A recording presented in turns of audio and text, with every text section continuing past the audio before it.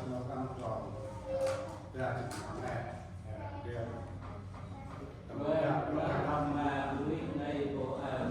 tới họ chỉ đi làm chơi quay nhân hay là chơi cả chỉ cứ là anh này là gì đó là có cũng ăn về mà về mà về này chú đã và tới tới ngay thẳng và trung tín kia việc lắm người đã trung tín.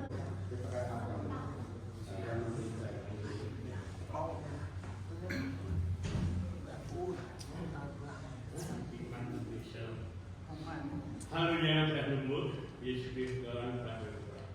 pada mai amat naradung cingna rum riu kerkum kan na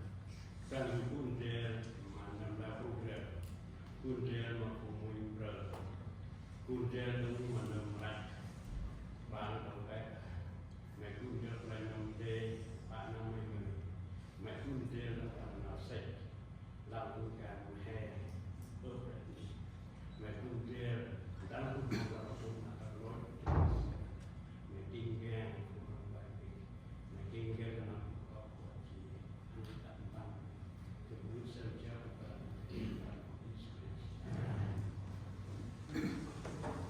và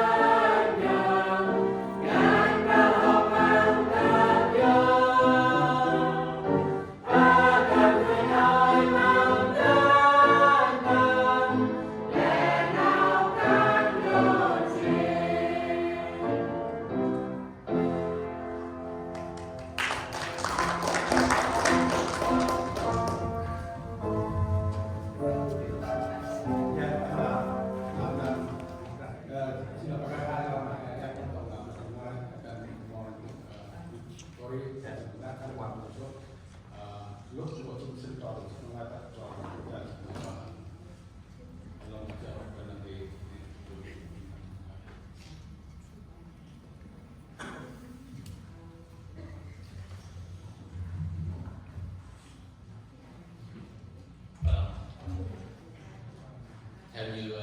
yêu cầu thì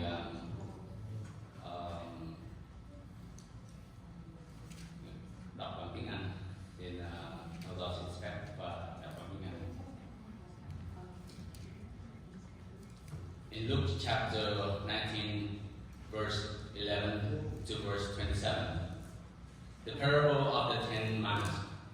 While they were listening to this, he went on to tell them a parable because it was near to Jerusalem. And the people thought that the kingdom of God was going to be appear at once. He said, a man of noble birth went to a distant country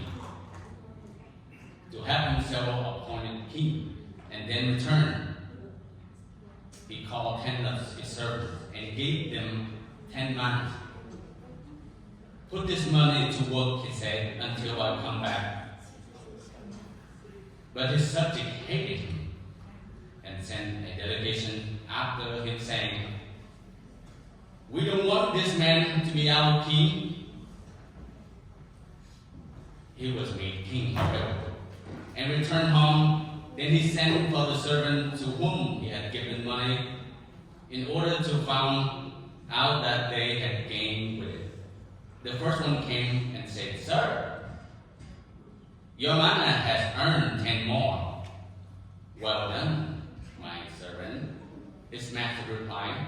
because you have been trustworthy in very small matter. Take charge of 10 cities. The second came and said, Sir, your mana has earned 5 more. His master answered, you take charge of 5 cities. Then another servant came and said, Sir, here is your money. I had kept it and laid away in a piece of cloth. I was afraid of you because you are a hard man. You took out what you did not put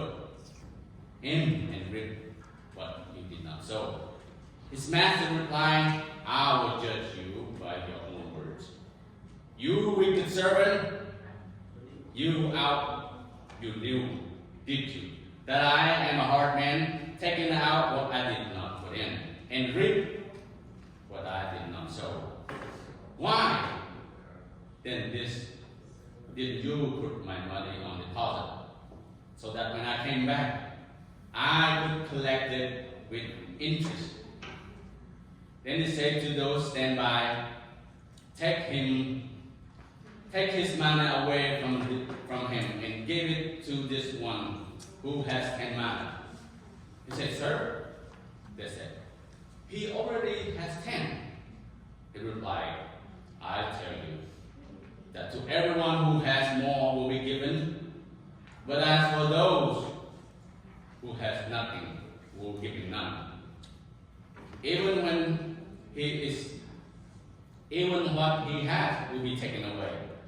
But those enemies of mine who did not want to be king over them, bring them here and kill them in front of me. Xin cảm ơn.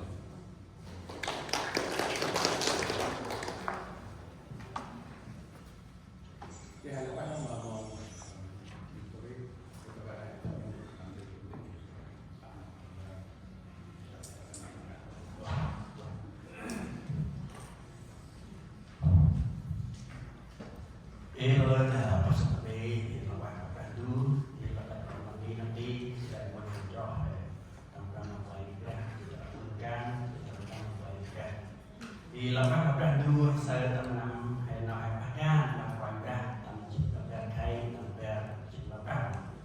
chỉ tôi đi nào ác thì tôi làm quan ra thì nó là bộ rinh hay bư nó là bộ leo hay bư thì nào quan ra bư thì cướp chỉ ấp đâu hè mà đưa quan ra thì sao nó ra đua ngay là thì làm chắc giờ nào làm chắc biết ra đua với tầm cướp chỉ là ấp đâu hè hoặc đâu này thì lo hè mình đến làm sức nào ra đua ngay là dành rác nào nó thì các bạn to thì bạn rác nào mi tầm úp nào hè bằng tí thì phun kia tầm nó lại bắt nào đi để giờ mới có bị sốc cho vùng nào đi lại bắt nào đi để giờ tầm sức nào ra đua ngay thì qua bây giờ Giêsu bằng nào người mà phụ quan làm Israel thì cái chân rắc lúc của chính sinh rồi chính ngoài rồi về chính ơn thì bằng cái đàn Chúa các bạn tác năm này ra Giêsu người Chúa tiên nào hô rồi là bạn cụ tết còn Jerusalem rồi là các bạn mình bọn bị đánh răng đu thành tập chi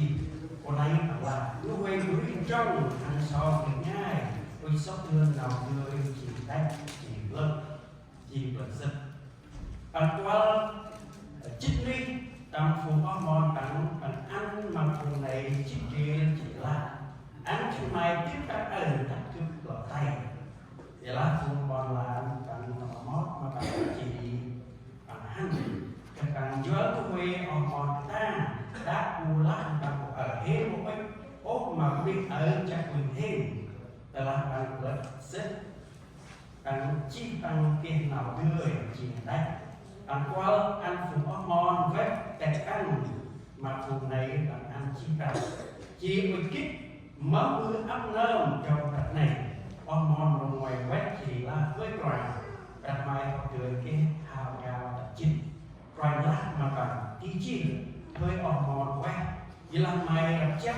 ngân tập cả chi mày đã cái nào chắc quy chích bò hormone đồ về quét chỉ là với loài đặt mai họ cái cười hào gạo đăng và là đông mà bằng mãi ta cần lấy áp mày chắc quy làm bò hormone em quét chỉ là với loài ở trong mày cầm lâm tầm vua kiểu là mà mày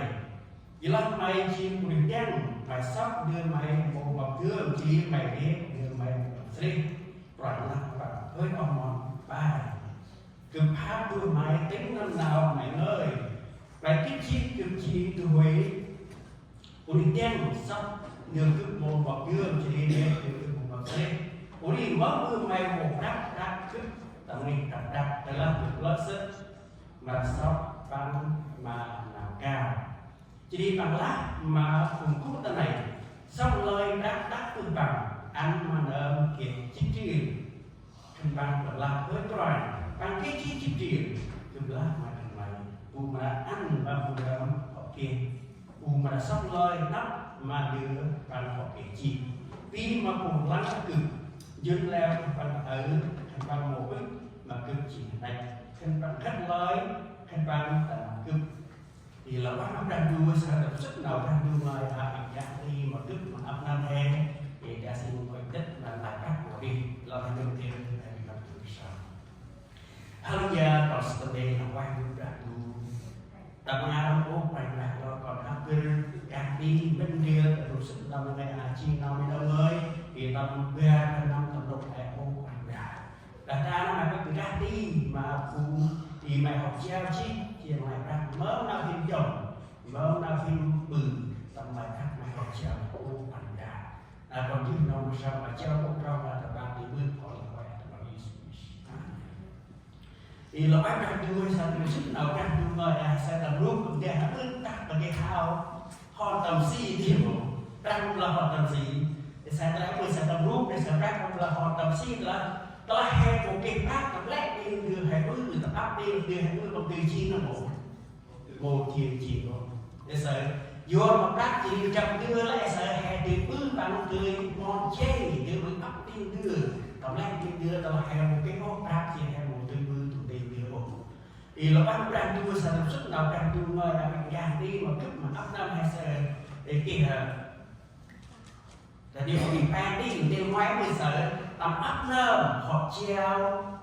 họ treo chi chua ngoài bát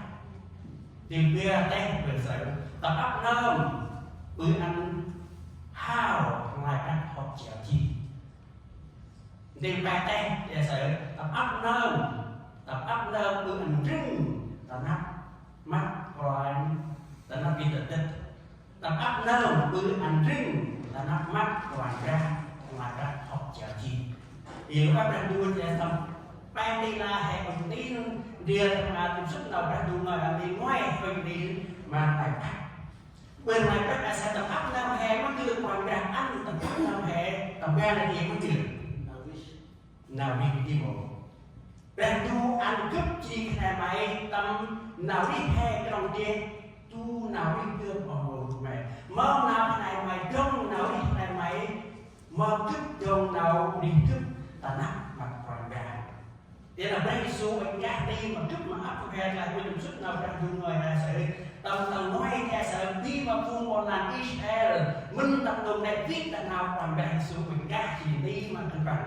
tại không tâm trọng ngoài cả của sẽ tuôn quay đây xuống đi nào này tuôn quay đây xuống để bắn xin tập con tầm diên cô hoa tầm diên cô để tắt là tầm Islam trong mà 7 giờ trong tầm 7 giờ để sẽ ép được tập con là tầm diên cô là Islam này tập con đây nhé con là Israel con là quay đây xuống chứ con là quay đây xuống tắt tập con Islam đấy thêm mà tức chiên con là Israel là tập được trình tích tập luôn để các bạn vẫn đặt đây xuống mà sao là gì với tập quan Israel là cùng còn làm Israel tập được trình tích tập luôn để những cùng còn làm là các bạn mình lại quên tầm rò chỉ bên ngoài thuốc các bạn đắt nào này đây xuống mới cái tin nào hô chỉ là cũng thế còn Israel để là các bạn mình còn mình đang đủ đang tập chi saya đây nào không còn làm Israel bằng vấn đề saya nào quay đây xuống tí tầm tí đã nào đi phun tầm lúc này phun nào bị hàng cơn chi cái mà cơn chi đang tầm lúc này có hai hero chỉ còn hero tìm mẫu chị Luha nãy chỉ quay được cơn mà tại hero quay lại bức sốc nào đi nên cái mà tầm tí đã còn làm Israel kêu còn làm Israel rất nào này nếu nó sẽ quay đây xuống quét lên tôi là cái mà tiếp nhiên còn làm vì đắc cái tu tại này thoa một tí nó cũ phùng còn làm sẽ lên ở cái mà tiếp nhiên là bọn Israel cái mà còn làm Israel là quay đây xuống hè với lại tôi làm muốn quay đây xuống hè quay ra tiếp nhiên còn vì đắc cái tu mà áp nào hè quay đây xuống đưa nào kết ta si tầm căng thì một nét quay đây xuống đưa nào kết ta si tầm căng mà thức mà áp nào hè còn là một ngày để sẽ tập áp nơm họ treo chi tu lại các tập bè và tu lại các tập bè để sẽ tập bè tu treo chi tập tu lại các tập áp nơm hè mong làm hè chồng để bên hè mà cứ sẽ tập lại các quanh đây xuống treo mà cướp mà áp tập hè tu lại các này là đặt tu ăn hè chỉ hè một người đẹp mà cứ rồi phải là hè chi của đi mặt chấp hè một chi của đi tao chấp rồi tiếp vậy, quyền tam chấp là quyền mặt chấp đồng em, là các ai mai chỉ thích là tu ăn hè tầm tu là các nào đi hè, ba là tu treo tầm cà chít, một là hay sẽ tầm càng gôn hè, phải đừng càng gôn, phải đừng càng trùng chân, hoặc là đừng còn càng còn xe, hoặc đừng càng cuốn, đừng càng cuốn, hè là chấp đó tầm nào phải tu treo hè, một em mà nào can hè, tầm nào đi hè cá nhân hè nào phải tu bóp hè mà được ở đâu này. Saya telah hekit tầm nào đi hè chìm nào mặt trăng trường là nơm tao trăng chìm của nơm chìm vào đèn xuống nơm telah hekit nào đi hè cái này là đi với hè sang hè kinh tai nào hè của đi mới là hè kinh tai nào để chúng ta không phải là người quản chúng ta chỉ là người quản gia không phải là người chủ như vậy quan gia là người chủ của em là hai chi của mặt trăng là làm ta không chấp của em là tụi mang ta là tụi mang tiền một tầng cực tin tươi trong đầu thì bằng nước một tiền tụi nào một cái con tiền rồi chúng ta không quá nhiều làm đưa đã chỉ được một tầng cứ một chi người tao này là nào đi cướp cái này mai các bạn lại còn đâu mày là nào đi hè quay ra bằng ức cướp gì là mày bớt hay trong tầm nào đi hè tân nào hay là mất một lần tân nào quay ra đấy chính là ô tập năm hè để tập qua là chỉnh đi tập phụ con hòn răng tập ăn vào phần này chỉnh riêng chỉ là ăn trên mày tức ra ở tập cứ rồi tay vì là phụ con là lát mà tập mót mà cảnh chỉ đi bằng ăn cái bằng cho tôi về ở hòn ta đáp bằng lát ở thêm một ít mà mình thời chắc mình hệ đó là hai con hè là sạch để sau một chút nào đặt tu người áo ta hay kít hay chỉ đưa đặt tu ăn hay chỉ một đưa một chỉ ta có ta làm quanh ra ta đưa đặt tu ăn hay khi mà hè không nào hay trong tầm nơi hè hay đập chép trong một tầm can quanh ra hoặc chéo một là khổ và cần tu gia hay ngoài năm đi và cần tu gia hay đương càng đi ra và cần tu gia hay càng chi càng quăng mất chưa hay bưng gì mất chưa hay mà họ bưng gì một là hay bưng chưa hay tân nào hay là bưng là hay thích hay chiến nào mặt chặt trường hay một bưng tân nào hay là bưng còn đâu hay bưng tân nào tao càng bưng tìm một để hàng mình đi là 60 nào sự năm tầm trăm mất hay khi nào năm tầm trăm có 20 tầm sức nào ra được mọi người tầm nào ra hơn cũng bây giờ chỉ là quan trọng ngoài cho thầy bác bia tầm nào cũng ra hơn sự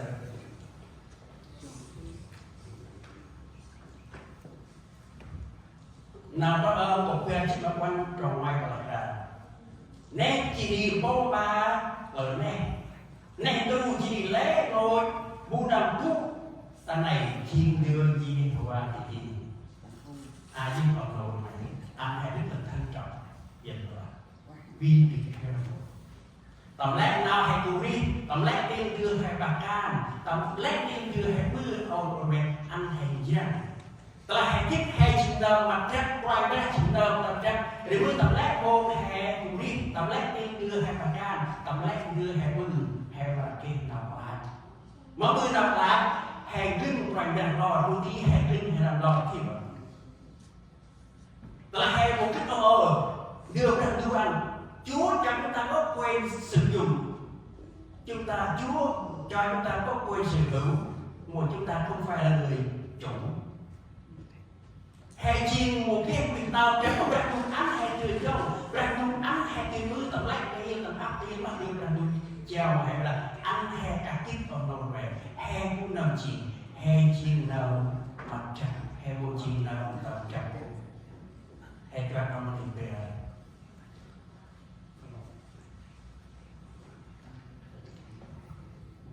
đây là tầm áp nâng này tầm áp nâng đối ăn hao là các học trợ chỉ tầm áp nâng này ăn hay đối hao là các học trợ chỉ tầm ai sẽ lo lên hàng tắt làm bằng này bằng sắc hè lo lên brand dùng treo hè vẫn được brand dùng treo hè lại nào cả mất bữa hè hao mất hai bữa kèm hao tầm bằng này các này sợ why do we have to make profit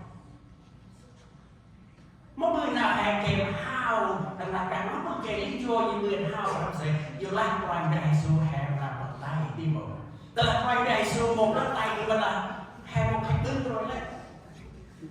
rồi sẽ quay đây siêu hè bằng đạp đất tay ở nồi mày nào đi cấp chỉ đi này mày hay học mặc từ hao đóng tầm nay đã quay đây học treo một lần một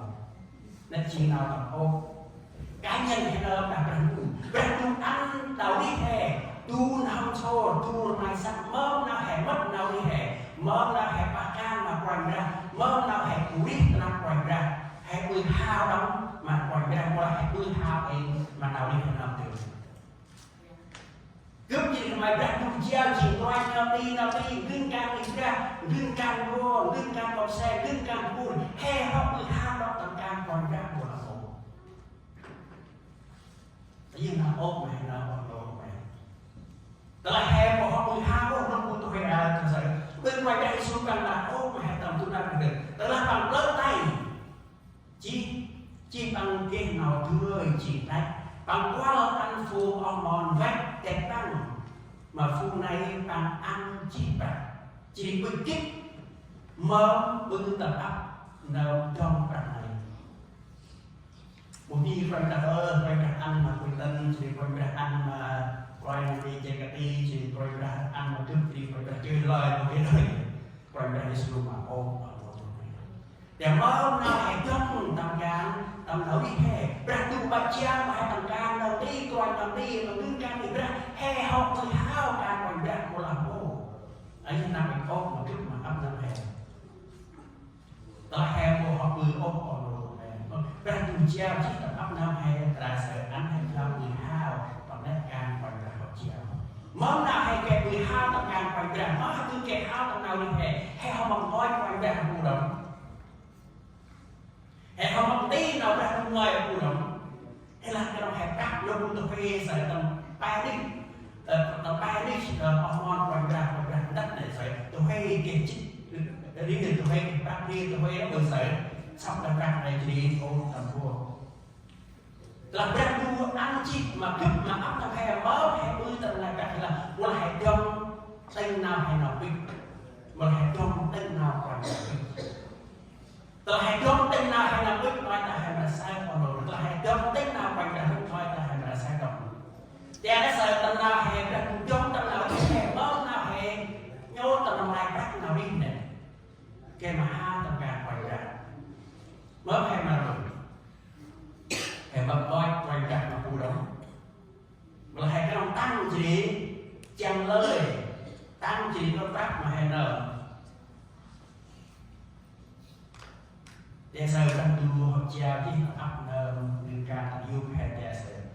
tu đi nào mà nó có là hay cái đấy nó nằm ở ra nó là hay cái đất nó nằm ở ra đang tu mà không tu tập ấp nở này tân là hay ca làm đồ này hay lên tay mất tiền hè hào là điều đó quanh đây su hè là vật tay quanh đây su hè vật tay là hè cả kích ta buồn kia là hè kích quanh đây su hè vật tay hè kích chi hè nó buồn chi đưa hè nào không hè là chi đưa mắt chập đưa quanh ra là hè cả kích tập ra đây là ở đâu sẽ hè chi nợ mắt chập hè buồn chi nợ tầm chập không hè kích quanh đây su vật tay quanh đây su một cái hành động hết không thì mới sẽ tầm lát na hay tụi đi hay làm dân chỉ hay làm ai tầm lát cả hai luôn tầm hay một cả kích ốc nào đấy mới sợ tập năng hay làm thêm một là hay truy sợ có hay truy là mới sợ hay mình mà tụi đi nói tại nó là sai thì hay cho đây là tầm hình thức để sợ tập áp lơm bư ăn rinh ta nắp mắt rồi ta đi tập áp lơ bươn ăn rinh ta nắp mắt rồi ra ngoài ra học chèo chi tập áp lơ bươn ăn rinh ngoài ra học chèo chi ta ngoài ta sao bây giờ ăn hay biết hay cũng làm gì hay chi nơm mặt trật hay một chi nơm tập trật vô mớ bư hay ăn cao đặt đẹp sẽ ngoài ra hay mớ bư ăn hay cái mà quay mà học tết nào hay cho là con học về quay mà nào học tết nào hay cho nào hay bắt ca và quay ra tầm nào hay leo tầm đi ra tu tầm bươn cam trung trăm còn sang bươn về bươn là bươn hay bươn giờ này đi giờ một chút làm ăn đi hay bươn nào đây bây giờ quay ra xuống mà qua là quay ra xuống cơ tay bằng mặt ốp hè bươn đi chụp ăn chim mai chim quay làm đi mất mấy bươn nào càng quay làm đi này bố có cu từ lúc làm này đi còn làm mấy mà mình ăn chút ăn còn làm mấy mà lấy tu na tu đi vào đại mà bộ được kia vào này. Để sai nào tu đi nào sai đâu ta sai tầm áp nơm bự ăn rinh ta nắp mắt quay ra ngoài ra học chèo chi. Để sai nào quay ra bích kích tầm áp nơm hay nhà bây giờ nào ra tu bích mà kích mà áp nơm đi đâu mà tu hay nào kích nào lòng. Để đâu ra tu sẽ bích đâu ra tu hay trăm đưa hay tầm lát đi đưa hay kia ngủ ra tu bích đó như này tầm lát nào ra người ta hay một cái nào ra chân vô tầm lát đi như hay kia hay một lần sức mà quay ra đi một nào ra một bức cướp chỉ áp nằm hè nắp vào phùng cho nắp vào quay nằm đi nắp mà người ra đi ra nắp đường càng vuông hay đường càng trung tâm vuông con xe nào quay ra ức mà cướp mà áp nằm hè tầm nào là chân để xài lúc người nào làm chân chỉ dùng tên nào thầy sẽ tầm on tầm quay ra là một tí một bây giờ là mày kênh nào kích nào leo một giờ lát mày chỉ thuê một cái hông là quay ra là đẹp cho nên là rau trong rau tập rau chín sinh on rồi quay quét chỉ là hơi quảng rằng mày họ tươi cái hào cao tập chín rồi là nó rằng tí chi hơi on quét như là mày đập chắc ngăn tầm cả chi mày là cái nào check win chín mòn rồi on rồi bia quay chỉ là hơi quảng bằng mai họ tươi cái hào tắt trào tắt tam chi bằng lá rong mai tập về lấy ăn mà check win làm rau on tia nó còn luôn về sản ấp ngân hè phù bạn đang một sách hè tầm lương càng cùng tiêm thì càng còn sáng hay là ô cứ một cái nào leo hả cứ một cái nào tươi hả cứ một cái đi xuống lại là từ quay cái nào đi xuống lại là một cái nào đặt chết ra sự từ chính là càng quay ra nó là nào kích spot nào cái nào là hong nào kích này cái chi là một cái đặt chết một người mà càng quay ra ở đâu để anh đang cùng đòi hỏi tầm cấp tầm ấp nam hè bây giờ đang cùng ích tầm cấp chỉ tầm ấp nam hè chỉ nào đặt chết nào là như là từ mình sau đó cứ lần nào đặt chết là hai bên cùng treo cùng càng bàn du đi mô hay là vốn đi mô hay là một sao cho nên cái bàn tụi mình đi mô nào tay nào chắc nào chi gì bàn du nào ăn rồi năm đi nó còn đừng càng uống càng còn xe nó đấy để sợ nào đang chết ở nồi đâm sức nào đang dùng phim lá nó bây giờ tập áp nam ở riêng nó là tập áp nam liền mà như là na quanh đây xuống lót tay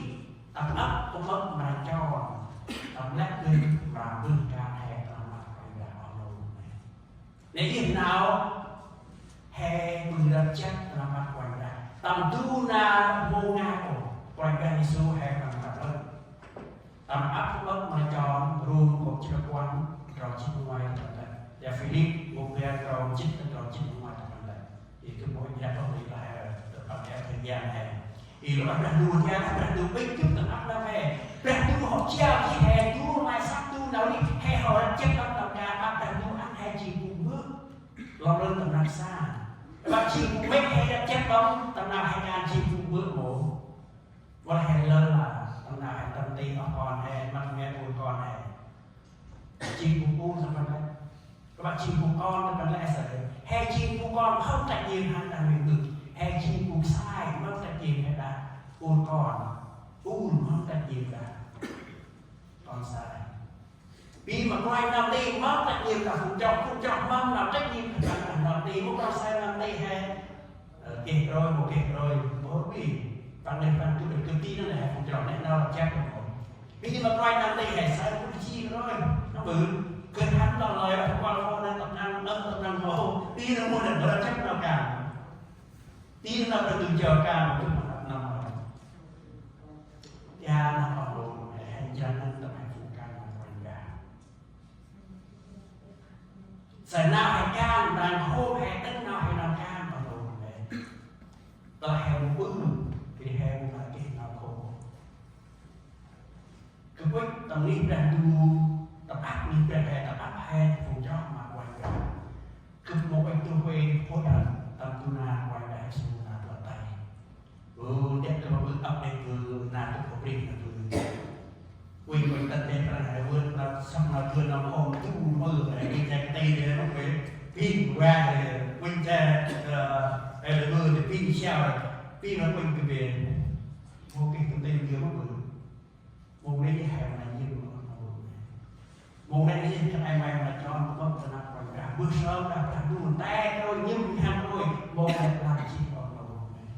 một này như cả đường với cực kỳ là sai để sai nào đặt chết sai đồng hồ tăng năm áp năm học ứng chi cực chi cái mày hay đưa qua cái số hay ở cái nào tầm là chi để nào hô lại em mà đâu này là cái phần khác nhau hè ca ức đàn đu mà ức hè ca đêm đàn đu ở đây là áp năm hè cũng cho mà phải ra hè đưa nào còn lại đi hè đưa rất ta bỏ phải đàn đu đi tâm môn đây nào hôm hè còn là cái sai quanh đây xuống còn lại có không phải chỉ là một đi chút là anh chỉ vươn quanh đây xuống là cái anh họ làm gì nằm hôm tân năm áp năm họ ưng chỉ sai đây ở mòn tàu ngoài bây giờ cái hà chích đặt chắc quanh chích mòn đấy ở mòn tàu bia hà băng chắc quanh băng mòn đấy tim một để lo để cho con tàu để bè hoặc để bè chị sẽ tập áp năm hè ở rồi để bè tu cha chị mà cứ mà áp năm hè để là bè tu binh hè đặt chắc đang mua đòi hỏi hè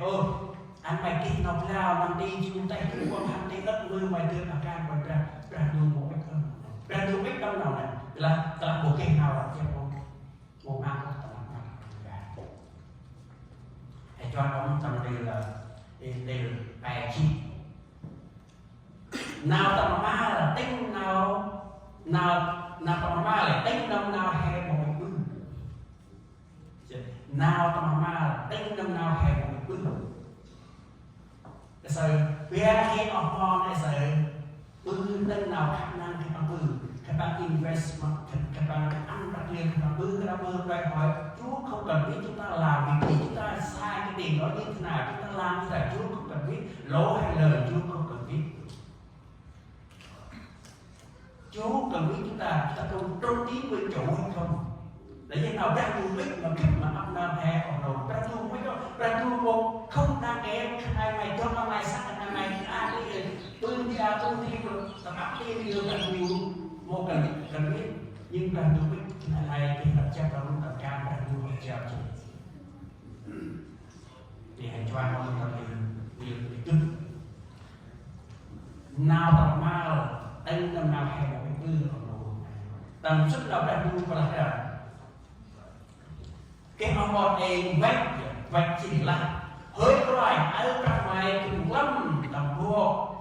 cùng toát mà mày giờ là mày chỉ bị điên mày sắp đưa mày một mập tăng chi mày điên đưa mày một mập xe rồi mà cần hơi học mòn bài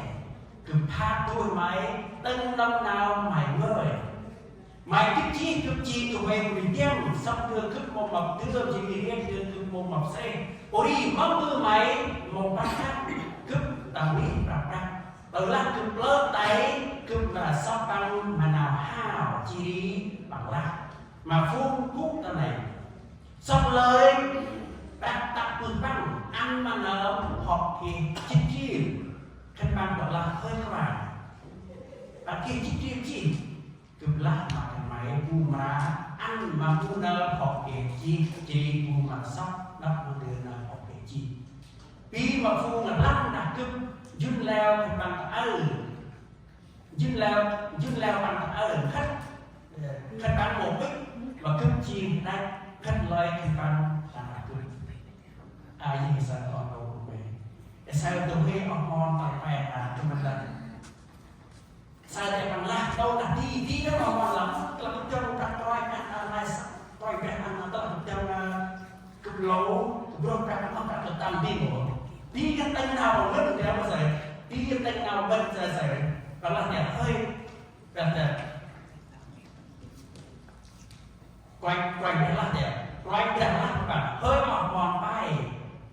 cực hạt tôi mày tên năm nào mày ơi mày kích chi tụi mày bị đen xong đưa cái một bọc tương gì đem như cái một bọc xe quay ra là bạn ơi cho cực ăn mày chỉ đi để ăn cực chỉ đi nó bởi mày kích chi cực nào ok xin quay kem cực thương tập cực một cực liên tập cực một bọc xe chỉ thương tập cực một bọc thảm ô máu mưa mày một ăn đặt lên tầm đi tầm đặt thì ai sai là còn rồi nghe đâu sai tầm nào đi chi hè tầm nào ra dùng ăn cực tầm ấp năm hè thì cái thua mày ăn tầm nào đi hè người sai tầm nào hè ức trong nào đi hè tinh nào hay nào ức hè một trong con tinh nào là ức để cái lần tôi về ở món là một lần học chuyên một lần học bừng nó em mày sai tâm tôi về ở món là một kỳ bằng chuyên là bằng một cái bừng cái đầu lắm đang là chỉ tập ra nằm hè còn lại còn rồi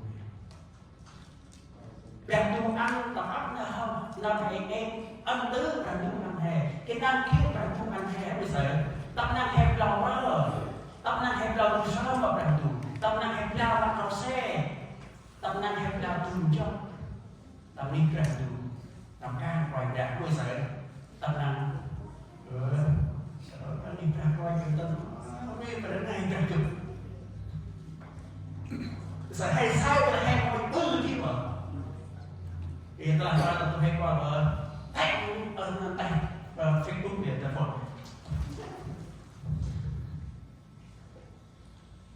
vì vì mình được quay cả chiều mọi người tôi cứ nói vì một cái quyền là một cái quyền sai đấy rồi cái sai nào đi hè hoặc là luôn luôn và kim cái cơ hội để bào trẻ mình thì là anh mà cần đưa món nào thì cứ chỉ phải món nào cần đưa học treo chỉ ca là thăm năm hè học bưng đông rồi đó là hè một bữa nào quay ra tha tu hè muốn đi ra muốn tha tu hè ở nơi luôn này đây là sự ra tu lạc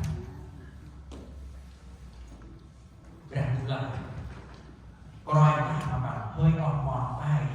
cứ hát tu máy tên năm nào mày ngời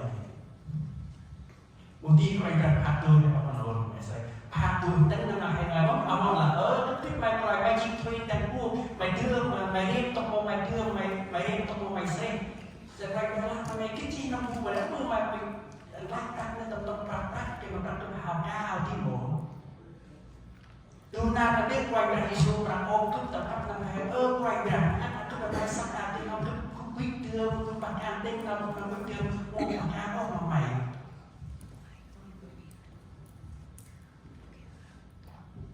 để xem là chút nào ra tôi nói những lời của con rằng chứ mà là hai kịch nào quen với là hai một bức chỉ tì tấm nào hay làm thêm rồi cái kích thước nào hay bưng thì hay một bữa rồi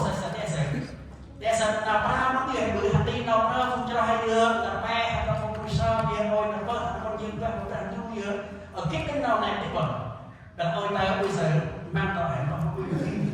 lưng chân nó nhưng thì cao ta kêu lên một còn kích đó người ta một con tí mà kích thước nào ra hàng tin nào ra được mai là mình ra đường nào ra hàng bài mai là mình ra đường bao ly ra đường kalau ada satu peradu kan ni peradu ke tokon ke tokosan ke ni peradu je besar an ni peradu nol kan tu mah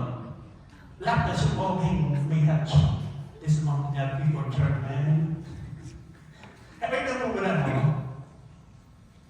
và hạt đá và peradu ono peradu an he ki peradu an he ki chi quay nó đi peradu an he ki không cho khi mà tách nhiều quay nó đi hay mất hay bạc cả khi mà cũng cho hơn là nhiều là quay là đi thu leo cao là phải hết nào hay là cao là bạc quay là cũng cho hè bớt nào cần cũng đi anh hè win nào đi chi cũng cho hè ở một này cho nên nào phạt tôi tân nào hè nào một bưng quay ra phạt tôi thức tu nào là đứa quay ra xuống mà lên tay tân nào hè là bưng ở một này một đi quay ra xuống phạt tôi hè là quay ra xuống phạt tôi tân năm nào hè từng nào phải nằm bừng hè càng quá hè trường nào quá hè càng ít hè trường nào ít thì nó phải rồi từ nó chỉ nào phải từ cả đi thì mà chút mà ấp năm hè thì sẽ cái tầm ba đi thì nó sẽ hè đi là tầm ấp nơm hoặc treo chi tầm lại ra tầm bè tầm ấp nơm hè là từ ăn nào đi hè tầm ba đi rồi nó một cái đây rồi mơ nào hè trong tầm nào đi hè đặt đúng chính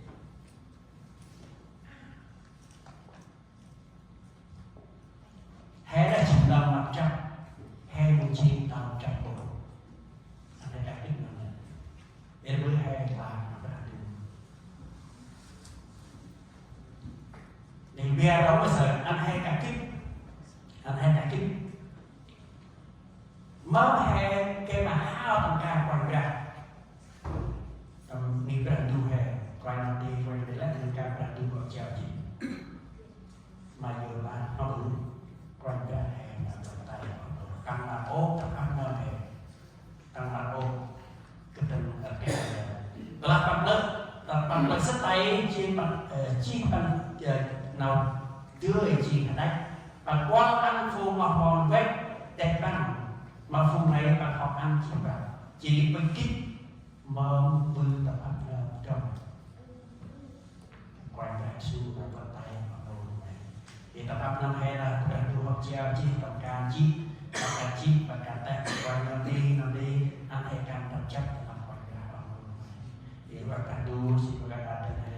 thì là lâu nào cần tu nói tới thầy nó đi thì tập nào đó itu nanti mau hasil penakwaran mulai nyoti dia penakwaran mulai kita anak wadah itulah yang kita anak wadah masalah wadah merapatu dan mengenai wadah itu yang perambil kita mengha senjata sen